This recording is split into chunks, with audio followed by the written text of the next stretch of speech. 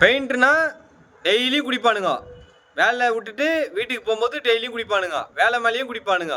குடிச்சிட்டு தான் வேலை செய்வானுங்க. நிறைய பேருக்கு பெயிண்ட்னா இப்படி ஒரு எண்ணம் இருக்கு. எல்லா பெயிண்டரும் அப்படி கிடையாது. யாரோ ஒரு சிலர் தப்பு பண்ணுறதுனால எல்லா பெயிண்டரும் அந்த மாதிரி கிடையாது. சனிக்கிழமை வாரக்கூலி வாங்கினா திங்கக்கிழமை இருக்காது செலவுக்கு. அப்படி போயின்னு இருக்குது. ஒரு நாளைக்கு 150 ரூபா கோட்டுனா கூட மாதத்துக்கு வந்து 4500 ரூபா ஆகுது. வருஷத்துக்கு 57,750 ரூபா ஆகுது. யார் செலவு பண்ணுறது இவ்வளவா? ஒரு சிலர் அப்படி இருப்பாங்க. பெயிண்ட்னாலே வந்து இப்போ குடிகாரனுங்க அப்படின்னு தான் மைண்டில் உங்களுக்குலாம் இருக்குது. அப்படிலாம் கிடையாது.